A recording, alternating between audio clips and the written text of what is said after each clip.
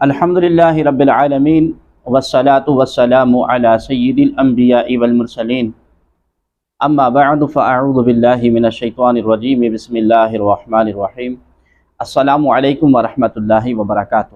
ناظرین محترم، ماہ ربیع الاول شریف کی آمد ہے اور اس ماہ مکرم میں عشاقان مصطفیٰ کریم صلی اللہ تبارک و تعالی علیہ وآلہ وسلم اپنے آقا و مولا جناب سید المرسلین و سید الانبیاء خاتم الانبیاء والمرسلین حضرت محمد مصطفیٰ احمد مجتبیٰ صلی اللہ تبارک و تعالی علیہ وآلہ وسلم کا میلاد مناتے ہیں اور جلوس کی شکلوں میں عقائد عالم صلی اللہ علیہ وآلہ وسلم کا جلوس مناتے ہیں۔ تو آج ہماری گفتگو کا موضوع اور عنوان بھی اس جلوس کے حوالے سے ہے اور میلاد شریف کے حوالے سے ہے۔ اللہ کریم جل جلالہ آپ کی اور ہماری حاضری اپنی بارگاہ بے کس پناہ میں قبول اور مقبول فرمائے، اور حضور دو عالم نور مجسم صاحب کل کائنات فخر موجودات امام الانبیاء صلی اللہ تبارک و تعالی علیہ وآلہ وسلم کا پکا سچا غلام اور امتی بنائے۔ ناظرین محترم، عید میلاد النبی صلی اللہ تعالی علیہ وآلہ وسلم کے دن درود و سلام سے مہکی ہوئی فضاؤں میں جلوس نکالنا بھی تقریبات میلاد کا حصہ بن چکا ہے۔ رسول عربی صلی اللہ تبارک و تعالی علیہ وآلہ وسلم کے غلاموں کا یہ عمل بھی صحابہ کرام رضی اللہ تعالی عنہم کی سنت ہے۔ عہد رسالت صلی اللہ علیہ وآلہ وسلم کے غلاموں عہد رسالت صلی اللہ علیہ وآلہ وسلم میں بھی جلوس نکالے جاتے تھے، جن میں صحابہ کرام رضی اللہ تعالی عنہم شریک ہوتے۔ یہ احادیث مبارکہ، ان احادیث مبارکہ سے جلوس و جھنڈوں کا ثبوت ملتا ہے۔ حضرت سیدہ اما آمنہ رضی اللہ تعالی عنہ فرماتی ہیں کہ میں نے دیکھا کہ 3 جھنڈے نصب کیے گئے، ایک مشرق میں، دوسرا مغرب میں، تیسرا کعبے کی چھت پر، بحوالہ الخصائص الکبریٰ جلد نمبر اول صفحہ نمبر 96 از امام جلال الدین سیوطی رحمۃ اللہ تعالی علیہ۔ حضرت سیدتنا آمنہ رضی اللہ تعالی عنہ فرماتی ہیں وَرَأَيْتُ ثَلَاثَ أَعْلَامٍ مَضْرُوبَاتٍ عَلَمٌ فِي الْمَشْرِقِ وَعَلَمٌ فِي الْمَغْرِبِ وَعَلَمٌ عَلَى ظَهْرِ الْكَعْبَةِ، یعنی میں نے دیکھا کہ نبی کریم میں نے دیکھا کہ 3 جھنڈے نصب کیے گئے، ایک مشرق میں، دوسرا مغرب میں، تیسرا کعبے کی چھت پر، اور نبی کریم صلی اللہ علیہ وآلہ وسلم کی ولادت ہو گئی۔ بحوالہ دلائل النبوہ لابی نعیم الاصبہانی جلد نمبر 1 صفحہ نمبر 610۔ حضرت سیدتنا آمنہ رضی اللہ تعالی عنہ فرماتی ہیں کہ میں نے 3 جھنڈے بھی دیکھے، ایک مشرق میں گاڑا گیا، دوسرا مغرب میں، اور تیسرا جھنڈا خانہ کعبہ کی چھت پر لہرا رہا تھا۔ سیرت حلبیہ جلد نمبر 1 صفحہ نمبر 109۔ یہ روایت الوفا باحوال المصطفیٰ صلی اللہ علیہ وآلہ وسلم نے محدث ابن جوزی رحمۃ اللہ تعالی علیہ نے بھی روایت کی ہے۔ اس سے میلاد النبی صلی اللہ علیہ وآلہ وسلم کے موقع پر جھنڈے لگانے کی اصل بھی ثابت ہوئی۔ عید میلاد النبی صلی اللہ علیہ وآلہ وسلم کے موقع پر جلوس نکالا جاتا ہے اور نعرہ رسالت بلند کیے جاتے ہیں۔ اس کی اصل یہ حدیث پاک ہے کہ جب نبی کریم صلی اللہ علیہ وآلہ وسلم ہجرت کر کے مدینہ طیبہ تشریف لائے تو اہلیان مدینہ جلوس کی صورت میں استقبال کیا۔ حدیث شریف میں ہے کہ مرد اور عورتیں گھروں کے چھتوں پر چڑھ گئے اور بچے اور خدام گلیوں میں پھیل گئے۔ یہ سب بآواز بلند کہہ رہے تھے یا محمد یا رسول اللہ، یا محمد یا رسول اللہ صلی اللہ علیہ وآلہ وسلم۔ بحوالہ صحیح مسلم جلد 2 باب الہجرہ۔ کتب سیر و احادیث میں حضور نبی کریم صلی اللہ علیہ وآلہ وسلم کا ہجرت کے بعد مدینہ منورہ آمد کا حال اس طرح بیان کیا گیا ہے کہ ان دنوں جب حضور علیہ الصلوۃ والسلام کی آمد کسی روز بھی متوقع تھی، مدینہ منورہ کے مرد و زن، بچے اور بوڑھے ہر روز جلوس کی شکل میں دیدہ دل فرش راہ کیے آپ کریم صلی اللہ علیہ وآلہ وسلم کے استقبال کے لیے مدینہ سے چند میل کے فاصلے پر قباء مقام قبا کے مقام پر جمع ہو جاتے۔ جب ایک روز سرور کونین صلی اللہ علیہ وآلہ وسلم نے ہجرت کی مسافتیں طے کرتے ہوئے نزول اجلال فرمایا تو اس دن اہل مدینہ کی خوش دیدنی تھی۔ اس دن ہر فرد فرت مسرت میں گھر سے باہر نکل آیا اور شہر مدینہ کے گلی کوچوں میں ایک جلوس کا سما نظر آنے لگا۔ حدیث مبارکہ کے الفاظ یہ ہیں: فَصَعَدَ الرِّجَالُ وَالنِّسَاءُ فَوْقَ الْبُيُوتِ وَتَفَرَّقُ الْغِلْمَانُ وَالْخُدَّامُ فِي الطُّرُقِ يُنَادُونَ يَا مُحَمَّدْ يَا رَسُولَ اللّٰہ یا محمد یا رسول اللہ صلی اللہ تعالی علیہ وآلہ وسلم۔ یعنی مرد و زن گھروں پر چڑھ گئے اور بچے اور خدام راستوں میں پھیل گئے، سب بآواز بلند کہہ رہے تھے یا محمد یا رسول اللہ، یا محمد یا رسول اللہ۔ بحوالہ صحیح مسلم کتاب زہد والرقائق باب فی حدیث الحجرہ، صحیح ابن حبان مسند ابو یعلا صفحہ نمبر 107 اور مسند ابی بکر صفحہ نمبر 129 پر بھی یہ روایت موجود ہے۔ اپنے آقا کریم صلی اللہ علیہ وآلہ وسلم کی سواری دیکھ کر جانساروں پر کیف و مستی کا ایک عجیب سما طاری ہو گیا۔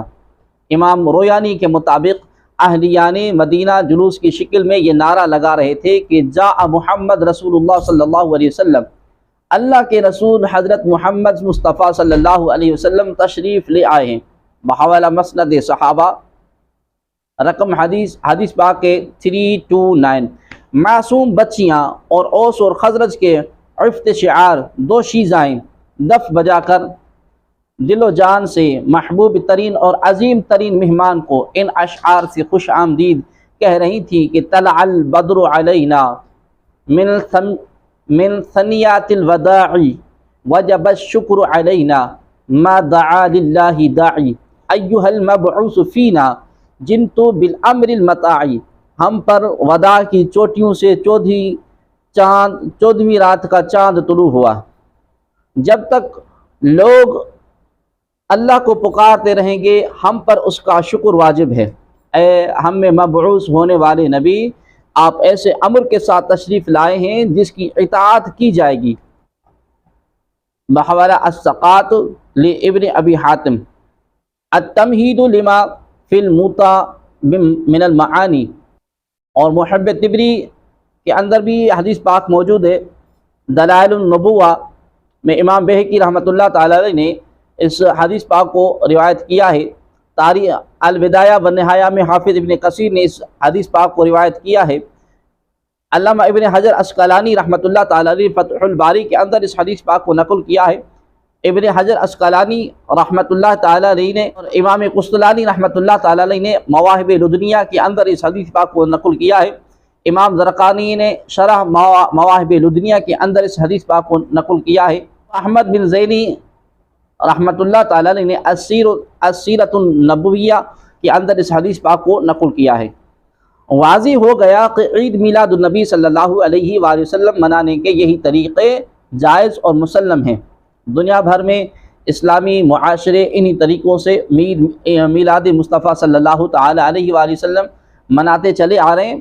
ان میں سے ایک عمل بھی ایسا نہیں جس کی اصل عہد نبی صلی اللہ علیہ وسلم اور دور صحابہ میں موجود نہ ہو یا قرآن و سنت سے متصادم ہو۔ جس طرح یہ اجزاء الگ الگ طور پر جائز بلکہ مسلمہ ہیں، اسی طرح مجموعی طور پر بھی محفل میلاد النبی صلی اللہ علیہ وآلہ وسلم کی صورت میں ان کو شرعی جواز حاصل ہے۔ میلاد کی تقریبات کے سلسلے میں انتظام و انصرام اور ہر وہ کام انجام دینا جو خوشی مسرت کے اظہار کے لیے وہ شرعی طور پر مطلقاً جائز ہے۔ اس طرح محفل میلاد روحانی طور پر ایک قابل تحسین، قابل قبول اور پسندیدہ عمل ہے۔ ایسی مستحسن اور مبارک محافل کے بارے میں جواز و عدم جواز کا سوال اٹھانا یقیناً حقائق سے لا علمی اور ضد اور ہٹ درمی ہے۔ پیغمبر اسلام صلی اللہ تعالی علیہ وآلہ وسلم کی ولادت باسعادت دوشنبہ کے روز ہوئی۔ دوشنبہ ہی کو آپ کی بعثت و ہجرت ہوئی اور وصال مبارک بھی دوشنبہ یعنی پیر ہی کو ہوا۔ ابو قتادہ رضی اللہ تعالی عنہ بیان کرتے ہیں کہ دوشنبہ کے دن روزہ رکھنے کے بارے میں ایک شخص نے رسول اللہ صلی اللہ علیہ وآلہ وسلم سے دریافت کیا تو آپ نے ارشاد فرمایا اسی دن میری ولادت ہوئی اور اسی دن مجھ پر وحی نازل ہوئی، بحوالہ صحیح مسلم۔ 12 ربیع الاول شریف کو نبی پاک صلی اللہ علیہ وآلہ وسلم اس خاکدان عالم میں جلوہ گر ہوئے۔ سیرت نبوی کے سب سے قدیم اور مستند تاریخ نگاہ محمد بن اسحاق یسار علیہ رحمہ ولادت 85 ہجری وصال 150 ہجری نے یہی دن اور یہی تاریخ لکھی ہے۔ طبری و ابن خلدون جیسے مؤرخین بھی یہی لکھا ہے۔ سیرت کی مقبول کتاب المواہب لدنیہ کے مؤلف علامہ احمد بن محمد قسطلانی رحمۃ اللہ تعالی علیہ ولادت 851 ہجری وصال المتوفی 923 ہجری یہی دن اور تاریخ لکھنے کے بعد مسلمانوں کے درمیان رائج ایک مستحسن طریقے کا ذکر اس طرح کرتے ہیں۔ رسول کریم صلی اللہ علیہ وآلہ وسلم کی ولادت مدینہ طیبہ کے مہینے میں اہل اسلام محافل تقریب منعقد کرتے رہتے ہیں۔ دعوتوں کا اہتمام اور شب ولادت میں صدقات و خیرات ان کا معمول ہے۔ اظہار فرح و سرور کرتے ہیں، خوب نیکیاں کرتے ہیں، ولادت طیبہ کے احوال و واقعات پڑھاتے ہیں جس سے ان پر بڑی برکتیں نازل ہوتی ہیں۔ بحوالہ المواہب لدنیہ حجاز مقدس، یمن، عراق، شام، مصر، لیبیا، ترکی، افغانستان، سمرقند، بخارا اور دیگر بلاد اسلام میں قدیم روایت کے طرز پر آج بھی محافل ذکر ولادت کا انعقاد ہوتا ہے، جن میں ولادت رسول، فضائل رسول، سیرت رسول، دعوت رسول صلی اللہ علیہ وآلہ وسلم کا بیان ہوتا ہے، اور مسلمان ذوق و شوق کے ساتھ انہیں سنتے سناتے ہیں۔ اظہار مسرت اور ادائے شکر نعمت کے لیے صدقات و خیرات کرتے ہیں، اور یہ ساری چیزیں کتاب و سنت کی روشنی میں نہ صرف جائز بلکہ محمود اور مستحسن ہیں۔ دین میں ان کی اصل اور حکم ہے، اور ہر دور کے لحاظ سے اہل اسلام اور امور خیر انجام دیتے رہتے ہیں، جائز حدود کے اندر رہتے ہوئے شکل و حیت کی تبدیلی سے اصل حکم پر کوئی اثر اور فرق واقع نہیں ہوتا۔ جس حادث اور جدید کی چیز کا سنت اور شریعت کی کسی حکم اور کسی اصل سے تصادم ہو اسے اصطلاح شریعت میں بدعت کہا جاتا ہے۔ یہ بدعت کبھی اعتقادی ہوتی ہے اور کبھی عملی ہوتی ہے، جیسے خاتمیت نبوت صلی اللہ علیہ وآلہ وسلم کے مسلمہ عقیدے میں افضلیت و خلافت ابو بکر عمر رضی اللہ تعالی عنہما کا انعقاد، خلق قرآن اور قدم عالم کا نظریہ، تجسیم و تشبیہ اور امکان کذب باری تبارک و تعالی کا اعتقاد، علوم و صفات رسول کریم صلی اللہ علیہ وسلم کی تنقیص، طریقت کے نام پر احکام شریعت کا استخفاف، غیر اللہ کے سجدہ تعظیمی کا جواز، تقریبات میں اسراف و تبذیر، فرائض واجبات سے غفلت اور مباحثات و مندوبات میں انہماک وغیرہ وغیرہ۔ مبادی و معتقدات اسلام نہایت جامع و کلام مکمل ہیں، ان میں کسی ترمیم و تغیر اور حذف و اضافہ کی گنجائش نہیں۔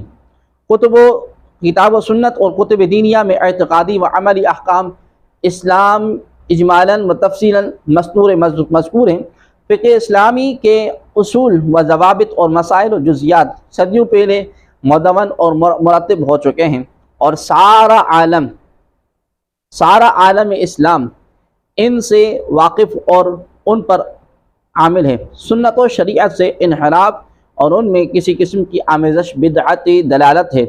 یہ وہ مسئلہ ہے جس میں اہل حق کا ذرا بھی اختلاف اور ان کے درمیان کہیں بھی دو رائے نہیں۔ سنت رسول صلی اللہ علیہ وآلہ وسلم، سنت خلفائے راشدین رضی اللہ تعالی عنہم کی اتباع کا یہی مطلب ہے، اور سنت و شریعت کا یہی مطلب و مقصود ہے، جس سے ہر لمحہ پیش نظر رکھنا ہر مسلمان کے اوپر لازم ہے۔ ظاہری عہد رسالت میں آپ صلی اللہ علیہ وآلہ وسلم کے بعد جو بھی نئی چیز عالم ظہور میں آئے، اس کے صحیح یا غلط ہونے کا معیار یہ ہے کہ سنت و شریعت کے اصل اور ان کے دائرے میں ہو، اور کسی اصل و حکم کے معارض متصادم نہ ہو تو جائز ہے، ورنہ ناجائز ہے۔ بدعات و محدثات امور کے قبول اور انکار کا یہی ضابطہ اور معیار علماء اسلام و محدثین کرام سے بتصریح ثابت ہے۔ اس کے مطابق مسلمانان عالم کا عمل بھی ہے، اور حضرت عبداللہ بن مسعود رضی اللہ تعالی عنہ فرماتے ہیں جس چیز کو مسلمان بہتر سمجھے وہ اللہ کے نزدیک بھی بہتر ہے۔ بدعت یعنی نئی چیز، ناجائز وہی ہے جو سنت و شریعت کے حکم اور کسی اس اصل کے خلاف ہے۔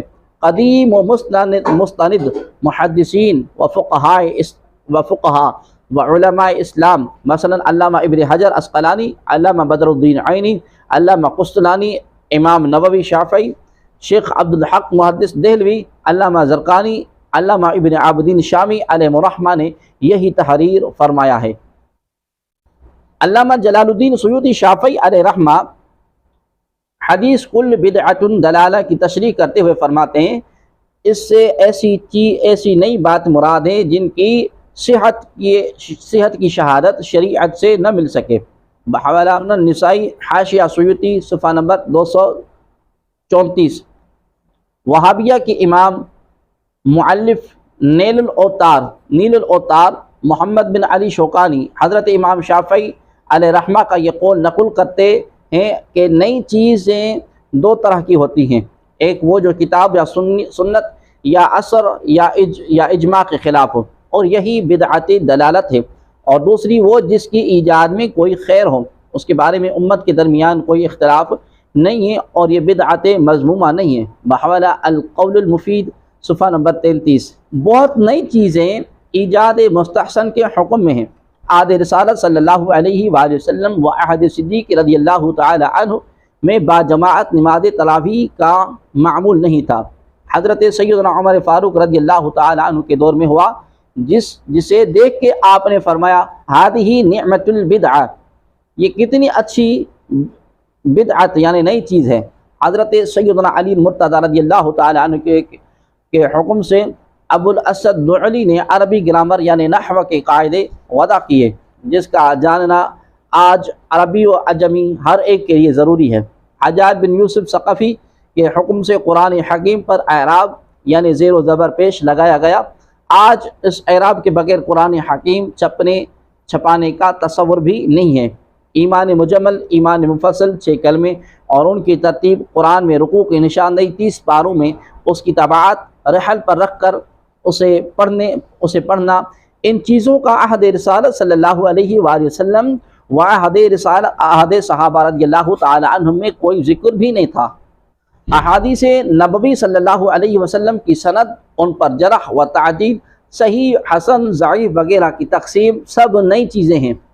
اصول حدیث کی قواعد و ضوابط نئی ہیں۔ فقہ اسلام کے اصول، اس کی تدوین سب نئی چیزیں ہیں۔ اسی طرح قرآن فہمی کے لیے وضع کردہ تفسیر بھی نیا فن ہے۔ یہ وہ چیز ہیں جس کا مذہب اور علوم اسلامیہ سے تعلق ہے۔ ان نئے علوم و فنون اور امور دنیاوی کا شمار مشکل ہے جن کے جائز ہونے پر ساری دنیا متفق ہے۔ محفل ولادت نبی صلی اللہ علیہ وآلہ وسلم کا انعقاد، جس کی اصل ذکر رسول صلی اللہ علیہ وآلہ وسلم ہے، اور یہ اصل قرآن سنت سے ثابت ہے۔ قدیم و جدید علماء عرب کے علاوہ علماء ہند میں دلی کے شاہ عبدالحق محدث دہلوی، شاہ ولی اللہ محدث دہلوی، شاہ عبدالعزیز محدث دہلوی، ابو سعید مجددی دہلوی، شاہ ابو الخیر مجددی دہلوی علیہ رحمہ، اور سہارنپور کے حاجی امداد اللہ مہاجر مکی، فیض الحسن سہارنپوری رحمۃ اللہ کیرانوی، مولانا عبد السمیع بیدل سہارنپوری، حاجی عابد حسین قادری، بانی مدرسہ اسلامی عربی دیوبند، موجودہ دارالعلوم دیوبند وغیرہ ہم، جس کے جواز و احتسان کے قائل ہی نہیں بلکہ اس کے عامل بھی رہے ہیں۔ ان حضرات کی تحریرات و تصدیقات اس پر شاہد عدل ہیں، لیکن آج محافل میلاد کو بدعت کہا جا رہا ہے۔ عہد رسالت صلی اللہ علیہ وآلہ وسلم و عہد صحابہ رضی اللہ تعالی عنہم میں عصر حاضر جیسی عظیم الشان و مزین مساجد نہیں تھی۔ عمارت و نصاب تعلیم کے ساتھ دارالعلوم نہیں تھے۔ آج جیسے جلسہ جلوس کا کوئی رواج نہ تھا، سیمینار اور کانفرنسیں نہیں ہوتی تھی، مدارس سے تکمیل علوم کے بعد سند نہیں دی جاتی اور دستار بندی بھی نہیں ہوتی تھی، مگر ان میں سے کوئی چیز مسلمانوں کے نظر میں معیوب و مذموم نہیں، بدعت کہہ کر انہیں کوئی چھوڑنے کو تیار نہیں۔ 1950 عیسوی کی دہائی میں جماعت اسلامی پاکستان نے تذک و احتشام کے ساتھ غلاف کعبہ تیار کرا کے جلوس کی شکل میں شہر شہر گھمایا اور مکہ مکرمہ بھیجا۔ اخبارات میں خوب چرچا ہوا۔ کچھ لوگوں نے اعتراض کیا کہ یہ تو بدعت ہے۔ ابو العلا مودودی نے اس کا تحریری جواب دیا کہ بدعت نہیں ہے، اس میں کوئی چیز مزاج شریعت کے خلاف نہیں۔ حیرت انگیز بات یہ ہے کہ جماعت غیر مقلدین وہابیہ کے علماء اپنی مذہبی شناخت کے لیے سلفی اور اشعری لکھتے ہیں۔ موجودہ ائمہ حرمین شریفین کے دورہ ہند و پاک کے وقت سلفی علماء پروپیگنڈے کر کے دور دور سے نمازیوں کے شدر حال کرا کے ان کے پیچھے نمازیں پڑھواتے ہیں، یہ بھی بدعت نہیں۔ دہلی سے سہارنپور کے مشہور مدارس ختم بخاری کے جلسے کراتے ہیں، یہ بھی بدعت نہیں۔ تبلیغی جماعت کے 6 روز اور 40 روز چلے اور گشت ہوتے ہیں، یہ بھی بدعت نہیں۔ نماز عصر کے بعد بالالتزام تبلیغ نصاب و فضائل اعمال کا درس ہوتا ہے، یہ بھی بدعت نہیں۔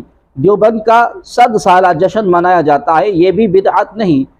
ندو کا 50 سالہ جشن منایا جاتا ہے، یہ بھی بدعت نہیں۔ علماء دیوبند و غیر مقلد وہابیہ سیرت النبی صلی اللہ علیہ وآلہ وسلم کے جلسے اور کانفرنسیں کرتے ہیں، یہ بھی بدعت نہیں۔ اپنے علماء پر سیمینار کراتے ہیں، یہ بھی بدعت نہیں۔ جمعیت علماء دیوبند کے جلسے اور کانفرنسیں ہوتی ہیں، یہ بھی بدعت نہیں۔ جمعیت علماء اسلام کے جلسے اور کانفرنسیں ہوتی ہیں، یہ بھی بدعت نہیں۔ بھوپال انڈیا، رائیوین پاکستان، ڈھاکہ بنگلہ دیش میں سالانہ تبلیغی اجتماعات ہوتے ہیں، یہ بھی بدعت نہیں۔ جمعیت العلماء کی قیادت میں کانپور انڈیا میں ہر سال جلوس میلاد النبی صلی اللہ علیہ وسلم نکلتا ہے، یہ بھی بدعت نہیں۔ علماء دیوبند جلوس مدح صحابہ رضی اللہ تعالی عنہم ہر سال نکالتے ہیں، یہ بھی بدعت نہیں۔ اہل حدیث کانفرنسیں اور اسامہ بن لادن کی یاد میں جلوس نکالتے ہیں، یہ بھی بدعت نہیں۔ اگر بدعت ہے تو 12 ربیع الاول شریف کا جلوس و میلاد النبی صلی اللہ علیہ وسلم کے جھنڈے و محافل، کیونکہ اس سے کچھ لوگوں و جماعتوں کی بالادستی اور انا مجروح ہوتی ہے، اور میلاد النبی صلی اللہ علیہ وآلہ وسلم کی محفلیں بھی بدعت ہیں، تو صرف اس لیے کہ ان کے مفادات کو ضرر پہنچتی ہے۔ کوئی بتلائے کہ ہم بتلائیں کیا؟